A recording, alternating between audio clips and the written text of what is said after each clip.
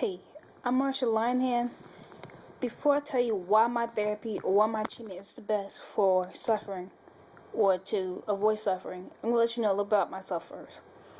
I was born May 5th, 1943 in Tulsa, Oklahoma. When I was in my late teenage years, I started having chronic headaches. I went through depression. I've had frequent thoughts of suicide, and I've had multiple instances of self-harm. When I was 17 in 1941, I became a resident at the Living in Hartford Institute, which is in Cook County, Illinois. I was treated for extreme withdrawal and schizophrenia. To me, I'll describe that moment in my life as unimaginable, unexplainable, undiscussable, and undesirable. And it felt like the worst moment of my life replayed over and over again. I finally had a breakthrough with this in 1967 while I was praying in a small Catholic church in Chicago. In that instance, in the church, I went through something which I will say is unexplainable. In that case, in the situation, I've learned radical acceptance, which I use in my therapy, which I'll discuss later, the dialectical behavior therapy. But back to the chapel. In that chapel, while I was kneeling there, I had no idea that my life was going to finally change for the better.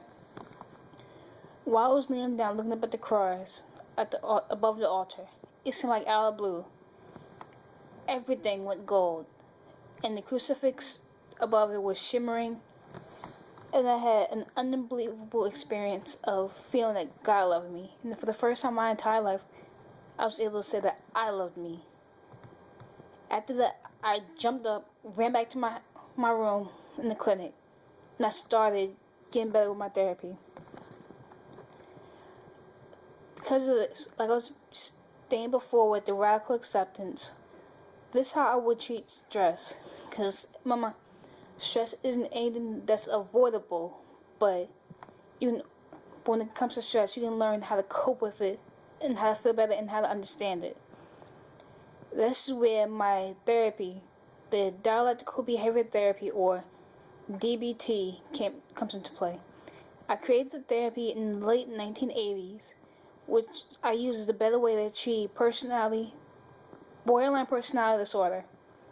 One of the skills from it that would be perfect for suffering would be the stress tolerance technique. Skills from that help cope with surviving the crisis, and helps the person tolerate long-term pain and short-term, which can be either physical or emotional. The stress tolerance skills is constituted from the mindfulness skills, which is part of my therapy.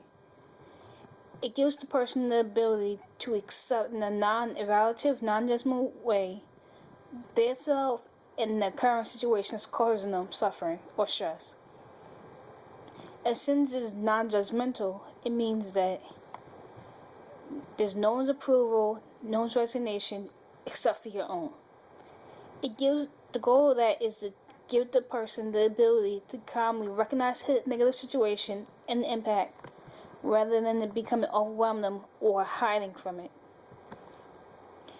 One step in that, or one aspect which is in my therapy, is called IMPROVE, which is a little acronym just to help a person deal with whatever the suffering or whatever stress, which is set up being imaginary, which is you imagine yourself in a safe place.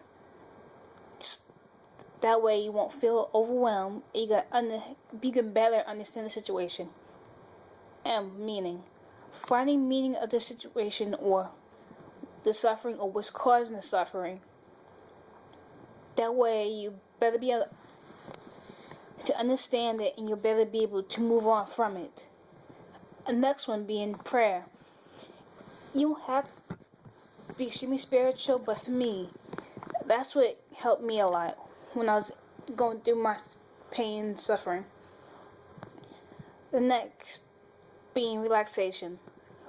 If you're in a relaxed state, then you're better able to understand the situation and the stress and what's causing the suffering or the stress.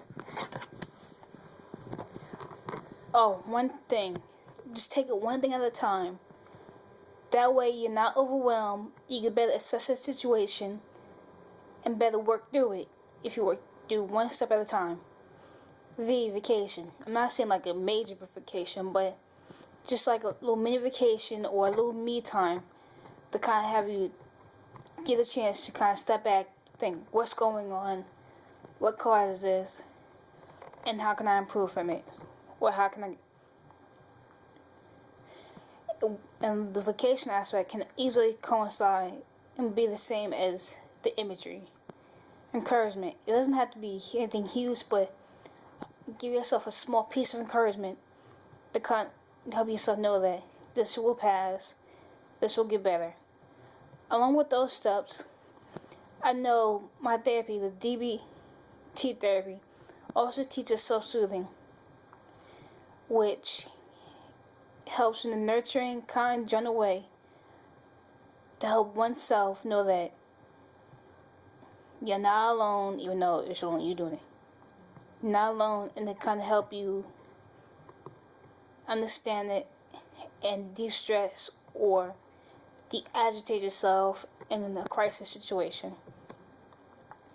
Another thing which is part of my therapy, which is another acronym, is ACCEPT, which is a little form of distraction, which is used to get oneself temporarily out the unpleasant situation or the suffering situation. With A being activities, do some, even if it's not anything huge, do something small, a small activity that you personally enjoy. It help you feel better, and it help you take your mind temporarily of the situation so you can better assess, contribute, help others or your community. It'll help you feel better and help you deal a little bit more with the suffering or the situation. Comparison. You can compare yourself to other people who are less fortunate, or people who've been in the same place as you. That way you can understand and know that you aren't alone. Other people are going through it too, and they can kind of help you. Next one being eat for emotions. It can kind of coincide with the imagery, which is helping you understand how you feel and talking out if it's to you. Do you feel it's appropriate? And how do you want to manage the situation of suffering? Or how do you wish you could manage or deal with it? Push away. I'm not talking about a huge push away as in just avoid the situation altogether. I'm talking about as in kind of take a step back and assess what's going on. That way you have a better understanding and idea of what is causing the suffering and how you can deal with it. Thoughts. Kind of force your mind to think about something else other than what's going on, which can give yourself a mini vacation, and with that you can also bring in imagery, give your mind a little break so you're not overwhelmed or harping on the suffering or what's going on. And then the sensations. For you to understand the intense emotion or feeling and try to find a way to do something about it. It can be anything like taking a shower, trying to self-soothe yourself, or anything else like that. I hope that you see that mine is the best, because I'm not telling you that you should avoid stress or avoid suffering, but I'm telling you a way. Thank you for listening to me, and good luck.